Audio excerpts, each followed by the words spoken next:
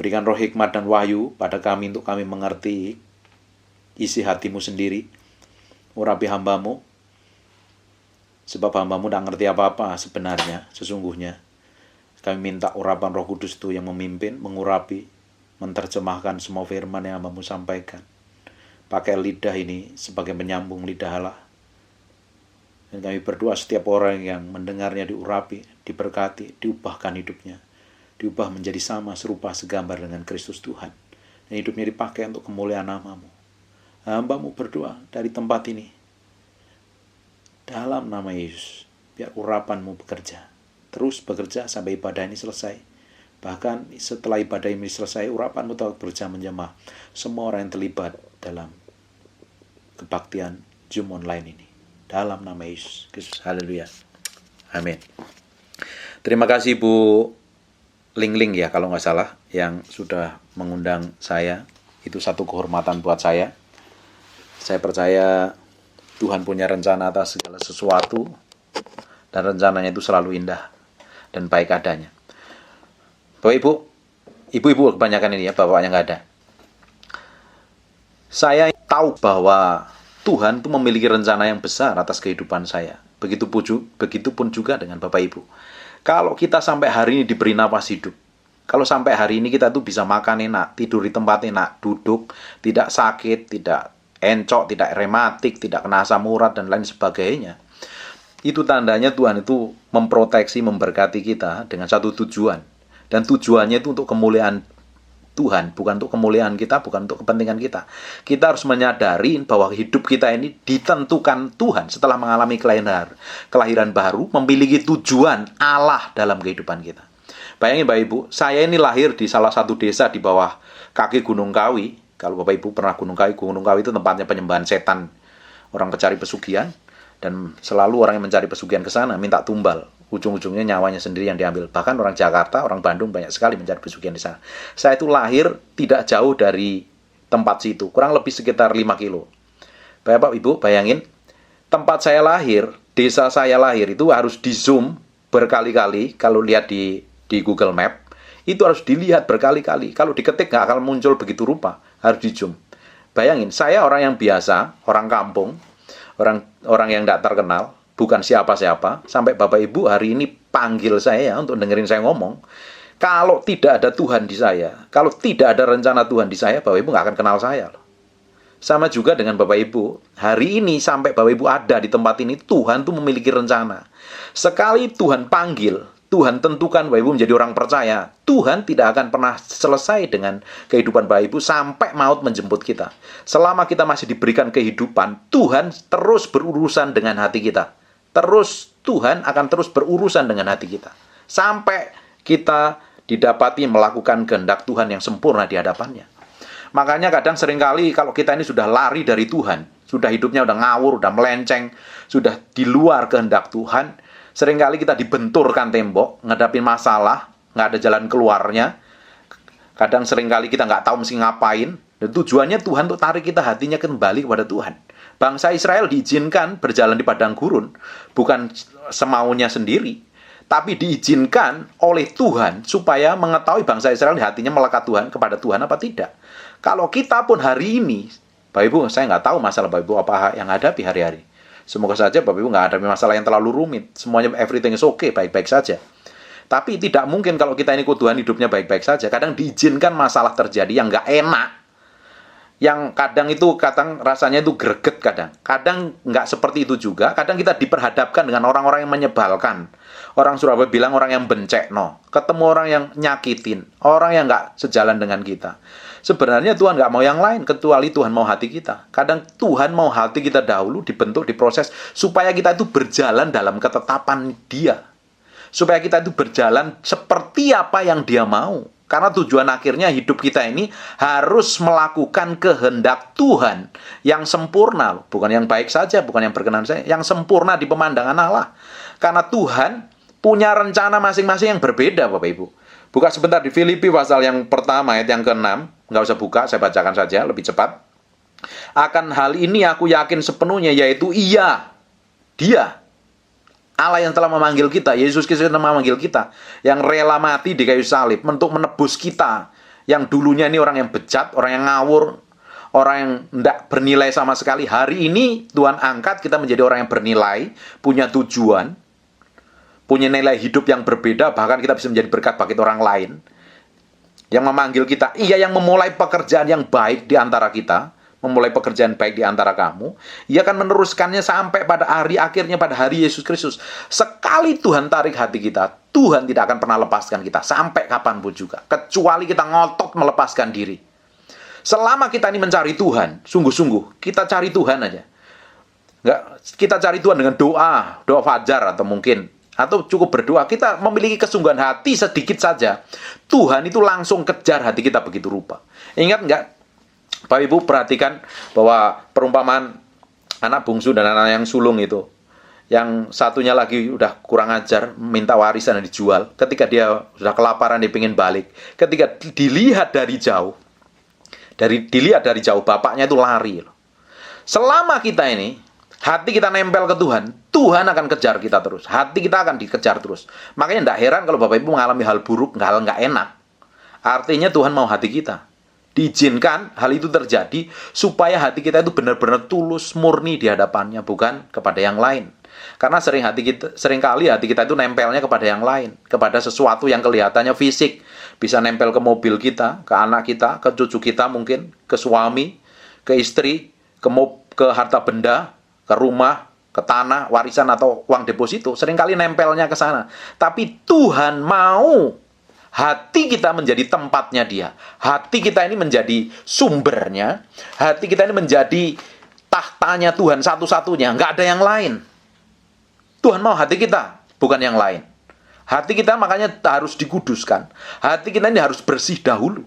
Kalau Bapak Ibu ingin dipakai Tuhan dalam skala yang besar, kalau ibu-ibu ini ingin dipakai dalam masa tuanya, masa emasnya, beberapa orang yang sudah memiliki umurnya, saya rasa umurnya di atas saya baru umur 45, Bapak Ibu mungkin umurnya di atas 50 tahun. Itu adalah masa-masa keemasan, masa-masa mulia yang bisa memancarkan kemuliaan Tuhan karena sudah perjalanannya sudah matang dengan Tuhan. Bukan berarti udahlah aku udah tua, mau ngapain lagi? Tidak, bukan seperti itu. Tuhan mau orang-orang yang sudah mengalami kematangan di dalam Tuhan ini harusnya muncul ke depan, menjadi orang-orang yang memancarkan kemuliaan Tuhan. Bukankah Kaleb, orang yang umurnya udah lebih tua, akhirnya dia menguasai daerah yang banyak raksasanya, yang lebih powerful lagi. Apalagi ibu-ibu, Bapak Ibu tahu bahwa perempuan itu bisa membuat hati Tuhan itu lebih lunak dibanding seorang hatinya laki-laki. Kalau Bapak Ibu sendiri di Alkitab, nanti kita bongkar satu persatu ya. Perempuan itu kebanyakan bisa melelehkan hati Tuhan. Hati Tuhan seringkali leleh dengan hatinya perempuan. Karena banyak tokoh perempuan di Alkitab yang powerful sekali, mengalami mujizat, mengalami breakthrough, mengalami terobosan yang ajaib dan luar biasa. Karena didapati hatinya benar-benar tulus dan murni di hadapan Tuhan. Sebelum kita berjalan lebih jauh, berjalan dengan Tuhan, Tuhan tuh mau hati kita dulu yang beres, bukan yang lain. Hati ini meski beres, hati ini harus bebas dari kekecewaan, hati ini bebas dari sakit hati ini bebas dari kesalahan orang lain. Saya rasa Bapak Ibu ini udah matang di dalam Kristus, nggak ada yang kepahitan, nggak ada yang tersinggung lagi. Harusnya kekristenan kita itu bebas dari rasa tersinggung dan sakit hati. Saya berdoa suatu hari ada muncul generasi yang bebas dari rasa tersinggung dan sakit hati. Orang-orang seperti itu, orang yang memberikan hatinya penuh di hadapan Tuhan. Karena kita tahu kok, hidup kita itu bukan untuk diri kita sebenarnya. Hidup kita untuk Tuhan, untuk melayani Tuhan. Bukankah hukum pertama dan terutama adalah kasihlah Tuhan Allahmu dengan segenap hatimu dan segenap kekuatanmu. Baru hukum yang selanjutnya, kasihlah sesamamu. Nggak ada yang lain. Hidup kita untuk Tuhan dan untuk melayani sesama kok. Siapapun juga yang di depan kita, yang di samping kita adalah orang-orang yang harusnya kita harus layani dengan baik. Kita harus kasih dengan baik. Kita harus kasih seperti diri kita sendiri. Termasuk orang yang nyebelin, termasuk orang yang jengkelin, termasuk orang yang sering bikin kesel, bencekno kata orang Surabaya. Itu harus kita melepaskan pengampunan. Karena hidup kita untuk mereka. Untuk menjadi berkat, untuk menceritakan kasih Tuhan. Dan hidup kita harus menjadi kepanjangan daripada kasih Tuhan itu sendiri. Pribadi Allah sendiri. Harusnya manifestasi melalui kehidupan kita. Orang lain harusnya bisa melihat kehidupan Tuhan melalui hidup kita. Makanya Tuhan mau hati kita dahulu. Hati ini meski beres dari hal apapun juga. Dari masalah keuangan pun, saya sebagai hamba Tuhan harus clear, harus beres ini. Dari kekudusan, dari kesucian, dari sakit hati, benci, tersinggung, segala macam, kita harus bebas merdeka. Supaya apa? Tuhan terus bekerja melalui hidup kita dalam skala yang lebih besar. Kalau tidak, nanti ujung-ujungnya kita tidak akan kemana-mana, tidak akan bisa jadi apa-apa. Kenapa banyak orang Kristen nggak bisa jadi apa-apa selama ini? Kenapa hidupnya nggak akan pernah kemana-mana? Bahkan hidupnya malah babak belur, ngadepi segala masalah. Karena apa? Hatinya diperuntukkan buat dirinya sendiri, bukan untuk Tuhan. Dengerin baik-baik. Hati yang Tuhan taruh dalam diri kita ini, hati yang baru dan roh yang baru dari tempat tinggalnya Tuhan. Ini untuk melayani Tuhan, untuk menyukakan Tuhan, untuk didapati menyenangkan Tuhan. Kalau hati ini masih belum didapatin, ada sesuatu yang tidak berkenan di hadapan Tuhan. Selama kita mencari Tuhan, Tuhan akan beresin terus. Tuhan akan kerjakan hati kita ini terus begitu rupa sampai didapati menyenangkan hatinya Tuhan. Makanya tidak heran kalau Bapak Ibu menghadapi masalah, menghadapi tekanan, menghadapi penolakan, menghadapi himpitan, menghadapi aniaya segala macam. Itu artinya Tuhan peduli dengan hatimu. Tuhan mau hatimu dahulu. Tuhan nggak mau penyembahan kita. Tuhan nggak mau korban yang kita berikan. Tuhan mau hati kita. Persembahkanlah hidupmu yang kudus, berkenan dan sempurna di hadapan Tuhan. Bahkan Alkitab ngomong, kalau kita mau persembahkan korban, kita ingat sama sesamamu. Biasanya ribut dengan suami. Meski diberesin dulu, jangan berdoa. Percuma kita bahasa roh 30 km per jam, tapi kita masih simpen sakit hati sama orang lain. Kita masih jengkel sama anak, sama cucu, sama menantu. Kita harus beresin dulu, kita harus bebas merdeka. Baru kita bisa mempersembahkan korban. Ternyata Tuhan itu yang terutama mau hati kita. Kalau hati kita ini sudah jadi korban persembahan yang benar di hadapan Tuhan, di Amsal kan ngomong, jagalah hatimu dengan segala kewaspadaan, sebab dari sanalah terpancar kehidupan. Kalau orang pingin kehidupan itu memancar dalam hidupnya, orang lain bisa melihat kemuliaan Tuhan. Saya sudah ngomong berkali-kali, Bapak Ibu ngikutin khotbah saya di YouTube, tahu nih. Orang Kristen itu harusnya memancarkan kemuliaan Tuhan, dan orang bisa melihat Tuhan melalui hidupnya. Bukankah orang dunia nggak bakalan pernah baca ke toko buku? Sekarang, kemarin saya ke toko buku di Citraland, tutup semua, pada bangkrut toko bukunya. Karena orang Kristen malas baca buku, toko bukunya juga pada bangkrut. Bukankah orang-orang yang nggak kenal Tuhan, orang-orang Muslim, orang-orang Buddha, orang-orang Hindu, nggak bakalan dia tertarik dengan Alkitab kita. Tapi dia tertarik dengan hidup kita. Harusnya hidup kita, dari perkataan lidah kita, pikiran, perbuatan kita harus mencerminkan kita adalah representasi dari kerajaan Allah. Orang itu bisa melihat, oh benar ya, jadi orang Kristen itu real, kehidupannya itu benar-benar menjadi berkat ya. Mulutnya ngomongnya jadi berkat. Kelakuannya, sikapnya, perbuatan mencerminkan kehidupan Kristus. Orang harusnya bisa melihat Tuhan melalui hidup kita. Kalau selama ini kita didapati bukan menjadi orang yang Kristen yang sungguh-sungguh, mulutnya aja Kristen, minggu ke gereja, sering ibadah online, tapi kalau perbuatan tidak mencerminkan kemuliaan Tuhan, tidak menjadi representasi kerajaan Allah, itu artinya ada tandanya perlu kita ada yang dirubah, harus dirubah di hadapan Tuhan. Kalau tidak, hidup kita akan tetap seperti ini terus. Kalau hidup kita mau berubah, mau dipakai Tuhan dalam skala yang lebih besar, memiliki pengaruh yang lebih besar, bahkan kita bisa menyenangkan hati Tuhan. Bisa surga itu tertarik dalam diri kita. Sekali kita berdoa, surga itu melihat, matanya itu tertuju kepada kita. Sekali kita ngomongin tanya nyembah Tuhan, penyembahan kita itu menyukakan Tuhan benar-benar. Karena apa? Yang di dalam ini harus bersih, kudus, tak bercacat celah. Kita perlu dikuduskan setiap hari dan kita harus mengambil perubahan. Mau berubah setiap hari. Saya ngomong-ngomong sudah 10 hari saya bahas tentang perubahan pikiran. Banyak orang Kristen, tubuhnya di gereja, pikirannya dalam seperti orang dunia. Kelakuannya seperti orang dunia. Tidak heran hidupnya tidak menjadi apa-apa dan tidak pernah kemana-mana. Kebanyakan orang Kristen itu malah jadi batu sandungan sama orang lain, sama orang-orang sesamanya. Karena apa? Tubuhnya menjadi orang percaya, fisiknya kelihatan ke gereja, tapi hatinya tetap jauh daripada Tuhan. Pola pikirnya seperti orang dunia. Nah, pola pikir ini yang harus diperbarui, sepikir, sejalan, seia, sekata, seperti yang Tuhan mau. Nggak gampang ini dengernya, enak, tapi jalaninya kita perlu pikul salib sangkal diri loh. Kalau kita ngomong pikul salib sangkal diri, yang dipikul apanya? Yang disalib itu apanya? Semua keinginan yang sumbernya dalam pikiran kita. Yang membuat seringkali hati kita ini terpengaruh. Hati kita sebenarnya, hati adalah the spirit of man atau manusia roh kita. Hati, dari dalam hati orang terpancar kehidupan. Tetapi hati ini sudah diperbarui oleh Tuhan. Tetapi pikiran kita itu harus diselaraskan dengan kebenaran firman Tuhan. Karena yang pikiran, di jiwa pikiran kita itu letaknya di jiwa, dan jiwa itu ada 3 bagian. Apa yang jiwa ada 3 bagian. Apa yang kita pikir, apa yang kita rasa, apa yang kita mau. Ini semuanya bertolak belakang dengan apa yang Tuhan mau. Ini yang perlu dipikul, ini yang perlu disalibkan di hadapan Tuhan. Pikul salib sangkal diri, yang disalibkan itu pola pikirnya ini loh. Supaya kita tuh berjalan seperti apa yang Tuhan mau. Mengerti kehendak Tuhan yang sesungguhnya. Hidup kita menjadi dampak buat kemuliaan nama Tuhan. Kalau tidak, kita udah minggu ke gereja, dengar khotbah dari YouTube, dari CD, dari VCD, dari medsos, dari Facebook, Instagram, lain sebagainya. Tapi kita tidak mengalami breakthrough dan terobosan. Hidup kita terus sama, terus berkutat dari masalah satu kepada masalah yang lain. Kadang tuh saya tuh heran pada orang-orang Kristen rata-rata ya. Tapi saya rasa di PD Messenger ini tidak ada. Ini orang-orang yang senior, ini orang yang matang dalam Tuhan. Saya berdoa ini orang-orang yang matang yang sekali bergerak, berdoa orang sakit disembuhkan, lumpuh berjalan, buta melihat, breakthrough. Ini harusnya orang-orang yang sudah benar-benar berjalan dalam kemuliaan Tuhan. Saya lihat banyak orang Kristen ngerti satu ayat, merasa ngerti segala sesuatu. Dan pointer sekali menghakimi orang lain. Bahkan tidak heran, Bapak Ibu meski peka sekali kalau dengerin khotbah di YouTube, itu banyak pendeta atau hamba Tuhan yang sering menjelekkan, sama sesama pendeta dijelekkan, sama pendeta direndahkan. Pengajarannya berbeda, doktrinnya berbeda, dicap sesat. Tunggu dulu. Kalau orang seperti itu, jangan-jangan hatinya yang nggak benar di hadapan Tuhan. Bukankah kita ini adalah tubuh Kristus?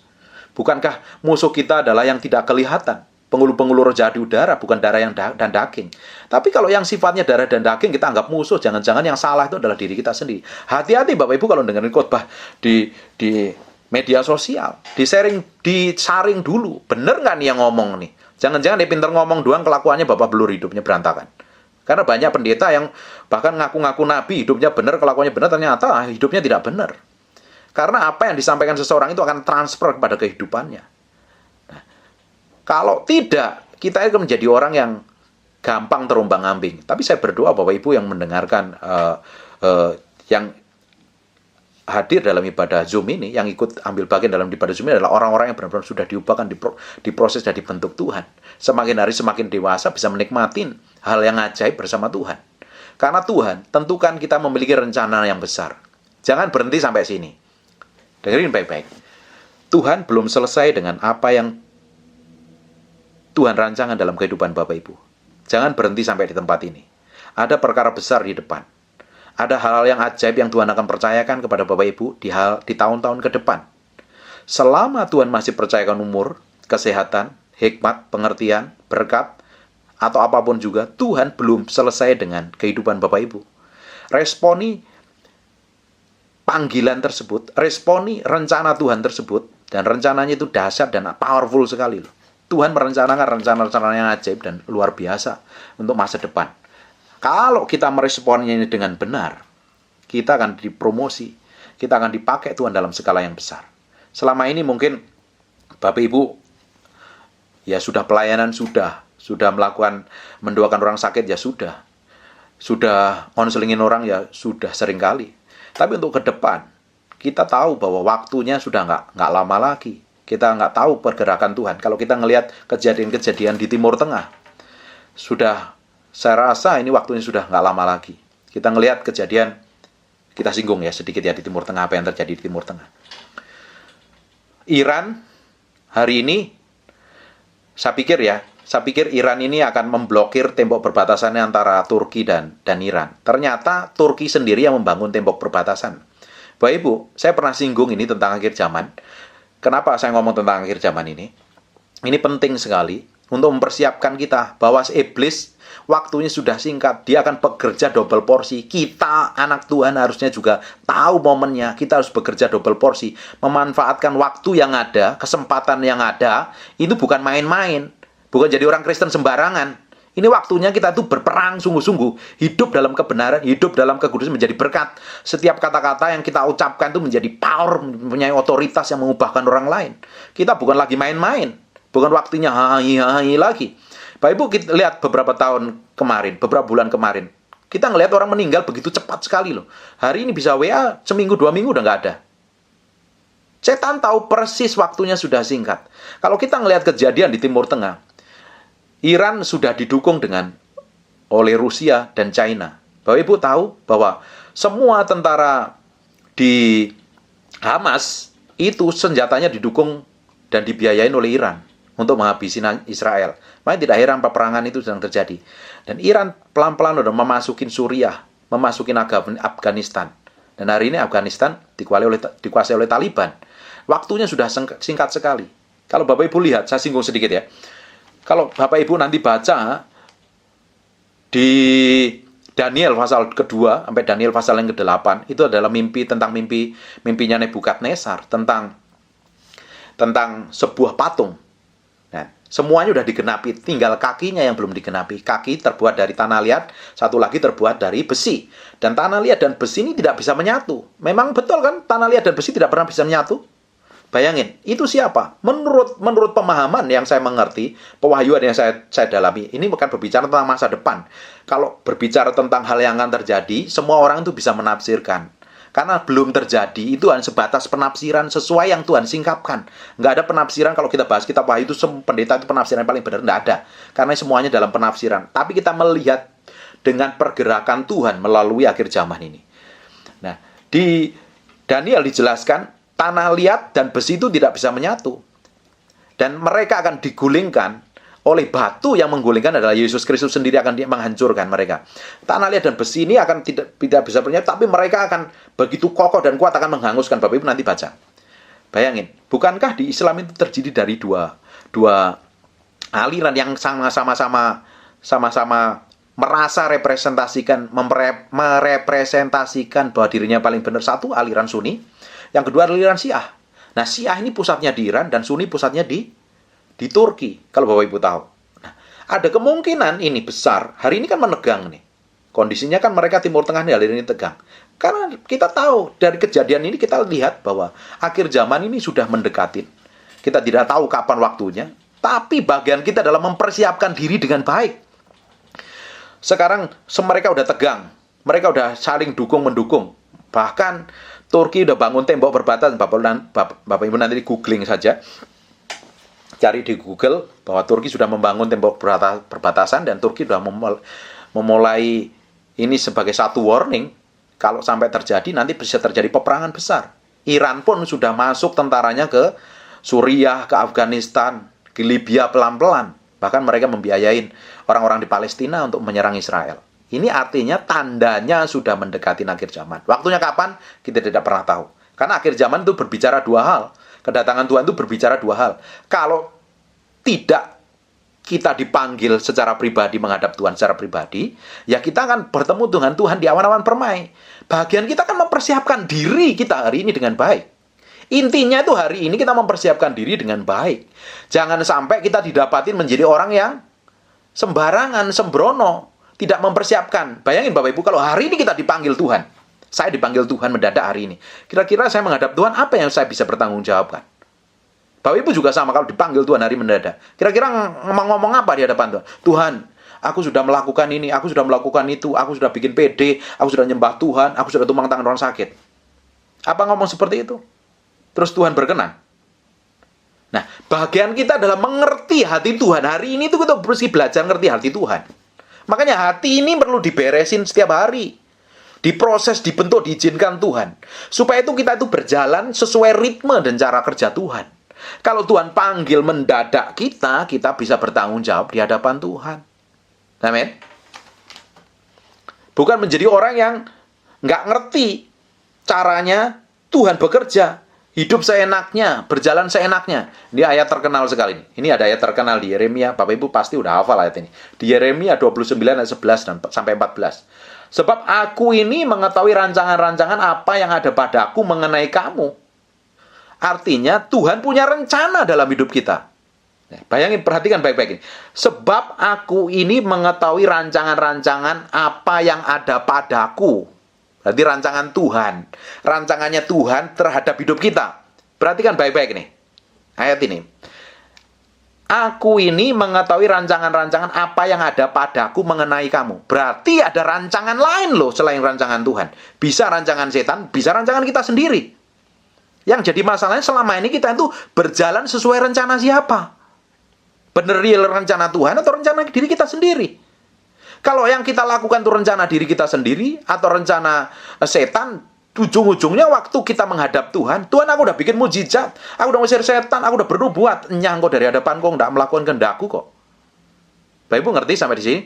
Saya ngomong agak sedikit dalam. Jadi ada rancangan Tuhan, ada rancangan diri kita sendiri. Kalau dia ngomong mengenai rancanganku, berarti ada rancangan lain selain rancangan Tuhan. Bisa saja kita bikin planning sendiri dan kita kerjakan sendiri, ternyata planning yang kita kerjakan itu tidak sesuai dengan rencana Tuhan. Ujung-ujungnya kita akan ditolak Tuhan. Makanya hidup kita itu harus berjalan sesuai kehendaknya. Penuh kita harus berjalan dalam rel yang Tuhan tentukan. Kalau tidak, kita itu menjadi orang liar, orang yang ngawur, orang yang tidak bisa berjalan sesuai yang Tuhan mau. Tuhan tuh mau setiap Bapak Ibu ini berjalan seperti yang Tuhan kehendaki. Maunya dia, rancangannya dia, kehendaknya dia. Bukankah kita ini dalam Kristus, hidupku bukan aku lagi, tapi hidupku adalah Kristus yang di dalamku. Bukan rencana kita loh yang jalan loh. Bayangin kalau kita ini berjalan dengan rencana Tuhan. Dan kita didapati berjalan dalam kehendak Tuhan, berjalan dalam rencana Tuhan. Bapak Ibu, tetangga Bapak Ibu kena COVID, pada meninggal semua, Bapak Ibu bisa tenang dan enjoy loh. 10.000 rebah di sebelah kananku, dan di sebelah kiriku aku tenang saja. Kenapa? Karena kita tetap berjalan dalam rencana Tuhan. Ujungnya rencana Tuhan. Di ayat selanjutnya, Bapak Ibu perhatikan baik-baik ini. Rancangan damai sejahtera ada, bukan rencana kecelakaan. Karena Tuhan pingin kita itu menggenapi rencananya dia. Hidup, perhatikan baik-baik ini, dengerin baik-baik. Tuhan mau setiap orang yang dipanggil menjadi orang percaya itu mengerjakan rencananya untuk kemuliaannya, sesuai ketetapannya, sesuai kemauannya. Karena kita ini adalah orang yang harusnya dipimpin roh. Paulus ngomong begini loh, hidupku menjadi tawanan roh. Artinya apa yang dikerjakan, apa yang dilakukan harus seizin Roh Kudus bekerja. Kalau kita bayangin, kalau kita ini setiap hari apa yang kita kerjakan, apa yang kita lakukan sesuai instruksi Tuhan, sesuai instruksi Roh Kudus, sesuai pimpinan Roh Kudus, apa saja yang Bapak Ibu kerjakan dari tangan Bapak Ibu akan menghasilkan berkat, menghasilkan mujizat, bahkan Tuhan bikin berhasil dan bikin sukses. Kenapa kita seringkali gagal? Kenapa kita seringkali kebentur-kebentur masalah? Karena kita ngikuti rancangan kita sendiri, kita bukan ngikuti rencana Tuhan. Bagian kita loh ngikuti rencana Tuhan. Bayangin Bapak Ibu, kalau saya ini tidak ada Tuhan dalam diri saya, Bapak Ibu nggak akan kenal saya loh. Saya mungkin tinggal di kampung, kerjanya nyangkul, cari bekicot mungkin. Karena ada Tuhan, saya berjalan dengan mau Tuhan. Saya ngikutin, saya bayar harga dengan apa yang Tuhan mau. Saya kerjakan, saya lakukan. Ujungnya hidup saya menjadi dampak berkat. Bahkan orang Jakarta mau dengerin saya ngomong. Padahal saya orang dari kampung. Orang di Jakarta orang-orang banyak lulusan MBA, orang Harvard University banyak, orang-orang kaya. Saya dilahirkan dari keluarga sederhana yang biasa saja. Bahkan tempat lahir saya meski di googling, meski di zoom berkali-kali, baru muncul. Kalau tidak ada rencana Tuhan, tidak ada otoritas, ada kuasa, ada urapan, dan ada respon saya yang benar mengikuti rencana Tuhan, tidak bakalan terjadi semuanya. Hari ini ada rencana besar yang Tuhan mau kerjakan dalam kehidupan Bapak Ibu. Ada bagian Bapak Ibu yang harus kerjakan. Ada bagian yang harus Bapak Ibu lakukan supaya rencana Tuhan itu digenapi dalam kehidupan Bapak Ibu. Tidak berhenti sampai sini. Saya ingin melihat bahwa generasi yang memiliki umur-umur emas ini melakukan hal yang besar, hal yang ajaib seperti yang Kaleb lakukan. Bahkan menjadi orang yang berkenan, menjadi contoh, menjadi berkat bagi anak cucunya, menjadi tauladan, bahkan menjadi penasihat, menjadi orang-orang yang dipercayakan Tuhan yang lebih. Yaitu rancangan damai sejahtera dan bukan rancangan kecelakaan untuk memberikan kepadamu hari depan yang penuh pengharapan. Hari depan kita penuh pengharapan kalau di dalam Tuhan. Nggak mungkin nggak. Memang kadang diizinkan masalah. Saya tahu saya menghadapi masalah 2018 sampai 2009, 2020 itu mengerikan sekali. Sama masalah-masalah yang rumit, masalah-masalah yang saya sendiri nggak ngerti meski ngapain lagi. Tapi ujungnya Tuhan bikin breakthrough dan terobosan selama hati kita nempel kepada Tuhan. Dan apabila kamu berseru dan datang kepadaku untuk berdoa, kita mesti kerinduan untuk berdoa sungguh-sungguh. Banyak orang Kristen berdoanya hanya minta, nggak memiliki membangun hubungan intim dengan Tuhan kok. Apabila kamu mencari aku, kamu akan menemukan aku. Apabila kamu menanyakan aku dengan segenap hati, aku akan memberikan kamu menemukan aku. Berapa banyak dari kita ini hanya sekedar berdoa tanpa memiliki keintiman dengan Tuhan. Bapak Ibu, untuk mengerti kehendak Tuhan, telak-telak ya, ngerti maunya Tuhan, bahkan ngerti detak jantung Tuhan, dibutuhkan keintiman dengan Tuhan. Kalau Bapak Ibu yang masih ada suami, masih suaminya ada, untuk mengenal pasangan hidup kita itu kan perlu waktu yang lama. Saya udah menikah hampir 15 tahun. Bahkan sampai hari ini pun saya masih belajar untuk mengenal isi hati istri saya. Kadang seringkali yang saya lakukan malah bertolak belakang dengan apa yang dia mau. Seringkali apa yang saya lakukan malah menyakiti. Dan itu pun saya harus belajar dan bertobat berkali-kali. Bayangin, itu pasangan hidup kita loh, yang kelihatan, yang kita bisa jamah, kita bisa sentuh, kita tiap hari ngobrol. Bagaimana kita bisa ngerti rencana Tuhan? Otak kita manusia yang terbatas ini untuk ngerti rencana Tuhan yang begitu dalam. Allah pencipta langit dan bumi, dibutuhkan keintiman, dibangun setiap hari. Tidak ada solusi lain. Untuk kita tetap berjalan dalam kehendak Tuhan, kita harus bangun hubungan intim dengan Tuhan. Bahkan Paulus ngomong, aku tuh berbahasa roh lebih daripada kalian semua. Bahasa roh bukan hanya di gereja. Bahasa roh bukan hanya di dalam ibadah Zoom online. Bahasa roh itu dilakukan di dapur, di toilet, di kamar mandi, di mobil, di kantor. Itu lakukan, ngomong, praktekin tuh bahasa roh. Supaya kita manusia roh kita itu komunikasi terus dengan Roh Kudus. Bukan kalau kita ngomong, barang siapa berkata-kata dengan bahasa roh, dia tidak berkata-kata dengan manusia, tapi dia berkata-kata dengan Allah. Kita harus bangun itu. Bukannya sekedar minggu ke gereja mainan. Penting gue diselamatkan, gue udah percaya Tuhan, kurang apa lagi sih? Saya udah diberkati, cukup seperti itu. Tidak cukup seperti itu. Kejar apa yang Tuhan mau dalam kehidupan Bapak. Ada rencana besar ke depan. Ada rencana yang ajaib. Saya beritahu ada kabar baiknya. Ini kebetulan banyakkan ibu-ibu. Ibu-ibu yang ikut ibadah. Tuhan seringkali itu ternyuh, masgul dengan jeritan para wanita. Katakan amin dong. Ini harus bersyukur loh ya. Bapak ibu itu harusnya bersyukur. Ibu-ibu ini harusnya bersyukur. Saya sering biasa nih ngomong bapak ibu terus nih. Ibu-ibu itu harusnya bersyukur. Gampang bisa menyentuh hati Tuhan. Tuhan tuh bisa gampang ternyuh. Jangan ternyuh minta beli tas mahal. Tuhan beli tas mahal nggak bakalan dituruti. Berapa banyak kita ini kalau sering, bapak ibu-ibu kan sering kalau berdoa dijawab Tuhan kan. Dari hal kecil, hal besar sering kali dijawab Tuhan kan. Saya itu pernah, tahun 2013, saya kasih saksian dulu. 2013 itu saya pakai mobil kecil. Tuhan, aku tuh pengen mobil gede loh Tuhan. Ini mobil kan udah lama. Tuhan beri lo mobil. Mobil yang lama saya jual, laku 100 jutaan. Saya meski belum beli mobil yang nilainya lebih mahal dan lebih bagus, saya kasih DP-nya ke dealer. Tiba-tiba tuh besoknya tuh dealernya telepon, Pak sudah dibayarin orang. Siapa yang bayarin? Nggak ngaku Pak, katanya. Ya udah. Nah, saya tuh kadang malu. Saya minta mobil, dikasih mobil. Waktu itu saya minta, pingin apartemen Tuhan biar kayak orang kaya gitu ya. Kan saya orang kampung tinggal di apartemen Jakarta biar kayak orang kaya gitu kelihatannya. Dikasih juga ternyata. Terus lama-lama tuh saya tuh malu sama Tuhan. Tuhan, aku kok malu ya minta kayak begini. Mendingan aku minta Jakarta ini nggak usah separuhnya lah, 1/4 kasih ke aku deh, aku muridkan tuh Tuhan buat kemuliaan namamu. Akhirnya saya tuh mintanya tuh yang lebih, saya nggak mau minta yang receh-receh. Bayangin ini laki-laki yang berdoa. Bahkan ibu-ibu ini kan banyak kan ibu-ibu nih. Ibu-ibu itu sering bisa membuat hati Tuhan tuh nempelnya, ternyuhnya luar biasa. Contoh, Hana nggak punya anak. Dia berdoa sama Tuhan. Jerit nangis sama Tuhan. Udah jerit berdoa nangis. Sama Imam Eli dibilang, kamu perempuan mabuk ya? Kan kurang ajar ya. Itu imam besar. Ngomongin jemaatnya berdoa dikirain mabuk. Untung dia nggak sakit hati loh. Pakai ibu-ibu dikilangin pendeta. Kayak begitu kira-kira sakit hati apa enggak tuh? Kira-kira kalau ngalami kayak begitu. Alami seperti Hana. Nah, makanya responnya harus benar. Kalau berdoa, sudah berdoa jerit sama Tuhan, dipersalahkan nggak ada jawaban Tuhan, malah dimaki-maki orang, dipersalahkan. Respon hatinya harus tetap benar. Akhirnya apa? Hana terima anak. Banyak malah anaknya. Powerful nggak? Satu Hana. Yang kedua, kita lihat di perjanjian lama ya. Ada orang istrinya nabi. Nabinya mati, ninggalin hutang. Saya berdoa ya, saya sebagai hamba Tuhan, saya nggak mau ninggalin hutang buat istri saya. Makanya hutangnya harus beres. Saya pernah ngajar tentang hutang, Bapak Ibu bisa dengerin itu.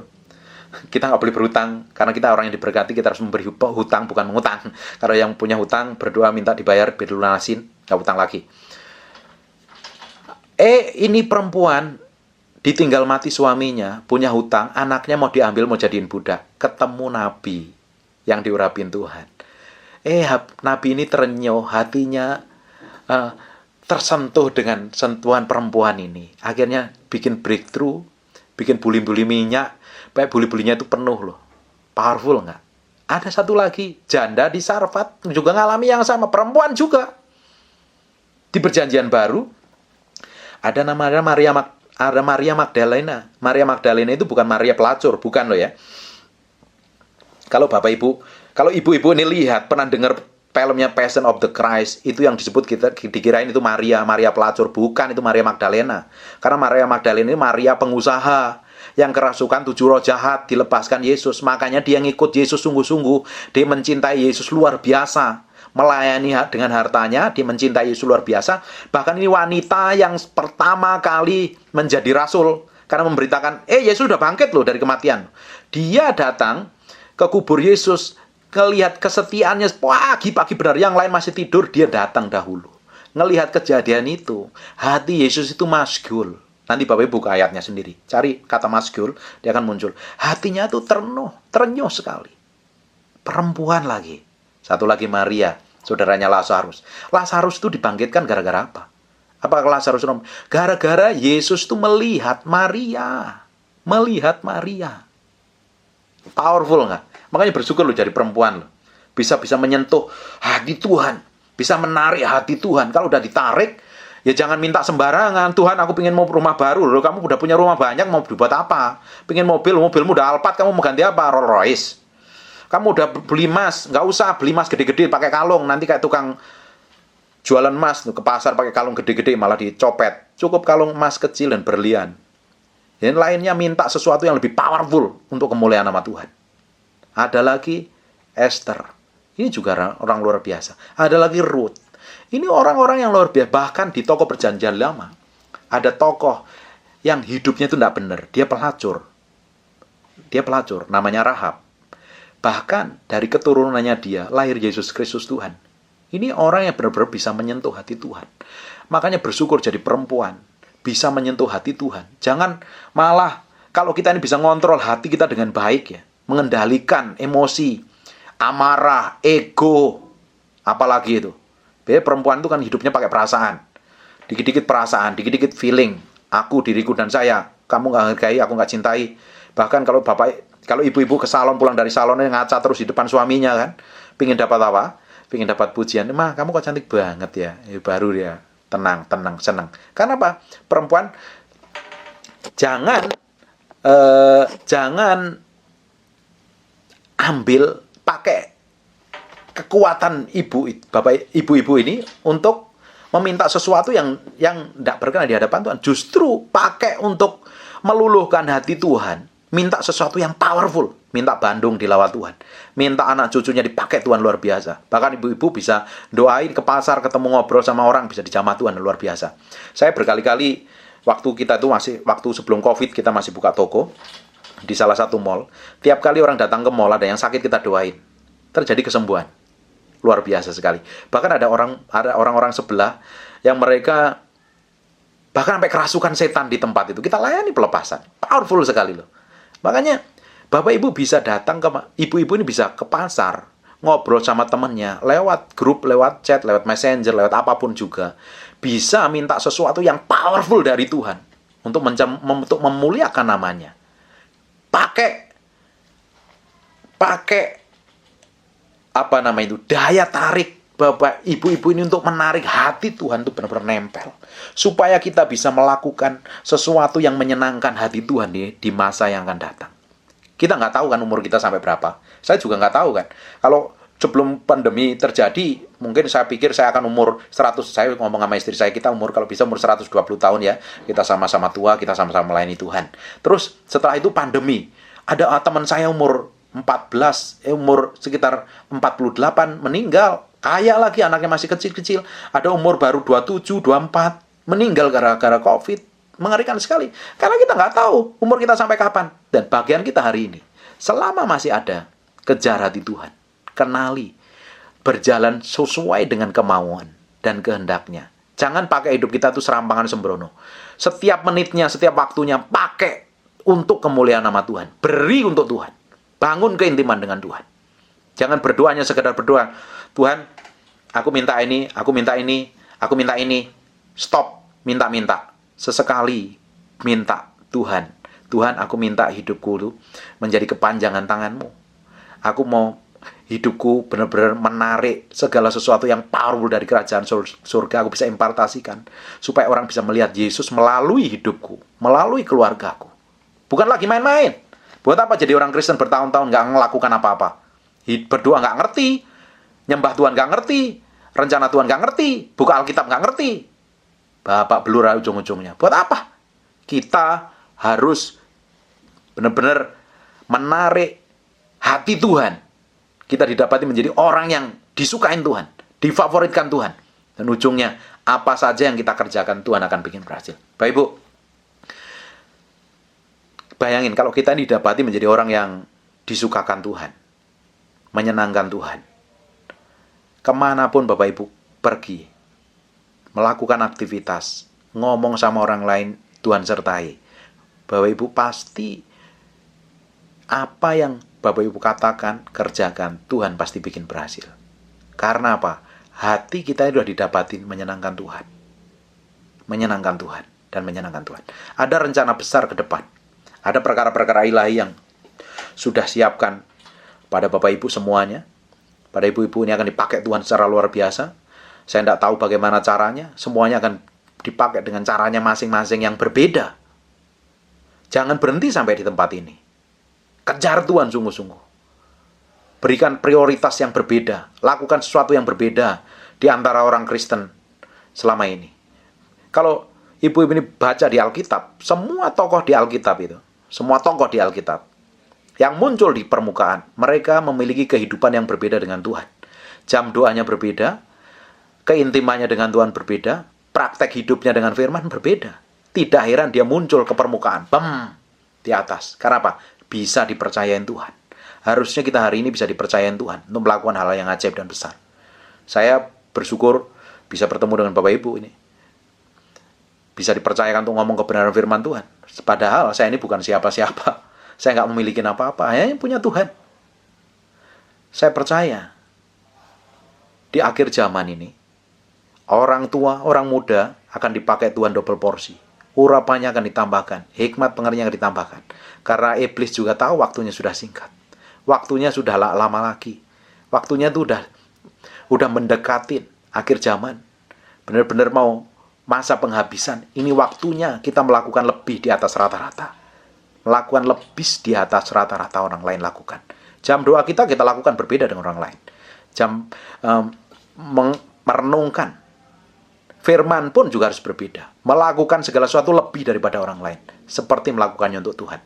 Ujungnya kita akan mengalami promosi, breakthrough dan terobosan. Nggak usah khawatir dengan anakmu, nggak usah khawatir dengan cucumu, dengan keluargamu, dengan suamimu. Selama hatimu nempel kepada Tuhan, apa saja yang kamu lakukan Tuhan akan proteksi, Tuhan jagain kok. Nggak usah pusing. Apalagi pusing masalah makan dan minum. Bagaimana pusing dengan makan dan minum? Orang jiwa kita ya dijagain kok. Hidup kita itu sangat berharga di mata Tuhan. Kok pasti dicukupin kok. Makanya masalah makan dan minum itu nggak usah dipusingin. Selama kita mau bekerja, Tuhan pasti jagain. Tuhan pasti cukupin kok. Bukti nyatanya tuh saya sampai hari ini. Setelah bisnis kita hancur, kita nggak punya kerjaan apa-apa. Duduk manis di rumah. Ternyata ada bisnis baru. Ada koneksi baru. Bahkan kita bisa membayar utang nilainya besar sekali. Bahkan semua cicilan kita sampai hari ini lunas, dicukupin lunas. Kita tahu persis. Awalnya kita nggak ngerti jalan apa-apa. Tapi kita tahu kita ini melayani Tuhan yang hidup. Kalau sampai mengalami masalah sulit, bukan berarti kita harus naruh curiga sama Tuhan. Tuhan nggak cukupin kita. Kita harus menaruh sepenuhnya kepercayaan kita kepada Tuhan. Tuhan adalah Jehovah Jireh, Jehovah Rafa yang menyembuhkan. Jehovah Jireh Allah yang mencukupi semua kebutuhan kita. Berjalan terus sama Tuhan. Dan beresin hati kita di hadapan Tuhan. Setiap hari berjalan bersama Tuhan. Di ujungnya, hidup kita akan mempermuliakan Tuhan. Memang ada proses perembukan yang terjadi. Dan perembukan itu harus terjadi dalam hidup kita. Karena kita, kalau tanpa diremukkan, kita menjadi orang yang sombong, orang yang angkuh, orang yang mau jalan sendiri. Segala sesuatu kita bisa kerjakan dengan pengalaman kita, dengan uang kita, dengan koneksi kita. Tapi Tuhan nggak mau seperti itu. Kita mau berjalan dalam rel yang Dia mau, dalam pusat kehendaknya, dalam jalurnya, supaya ketika kita menghadap Tuhan didapatin, masuklah hambaku yang berkenan, karena engkau melakukan semua kehendakku. Masuk dalam meja perjamuan, duduk bersama aku dan makan semeja dengan aku. Kan kita mau didapatin seperti itu. Itu diperlukan proses loh. Nggak cukup berhenti sampai di sini. Saya pun diremukkan Tuhan, diproses Tuhan. Bapak Ibu juga diproses dan diremukkan Tuhan. Ada perkara besar. Sekali Tuhan panggil Bapak Ibu menjadi orang percaya, Tuhan akan kejar Bapak Ibu. Hatinya akan dikejar. Terus sampai didapati menjadi serupa segambar dengan Tuhan. Amin. Amin.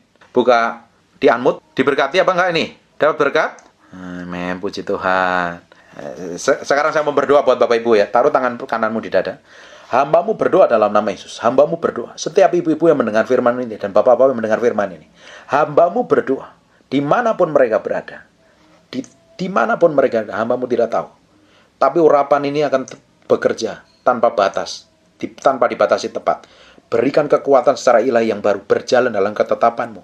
Mengerti detak jantungmu. Ngerti ritme cara kerjamu. Hambamu berdoa dalam nama Yesus Kristus. Jamah mereka satu persatu. Mereka bawa dalam kekudusan, bawa dalam kesucian, bawa dalam kemerdekaan. Dalam nama Yesus terjadi seperti yang hambamu doakan. Dalam nama Yesus. Yang sakit penyakit, yang terjerat hutang, yang terjerat masalah atau apapun, hambamu berdoa, Roh Kudus sendiri yang buka jalan, bikin breakthrough dan terobosan, melakukan mujizat ajaib. Dalam nama Yesus, hambamu berdoa. Haleluya. Amin.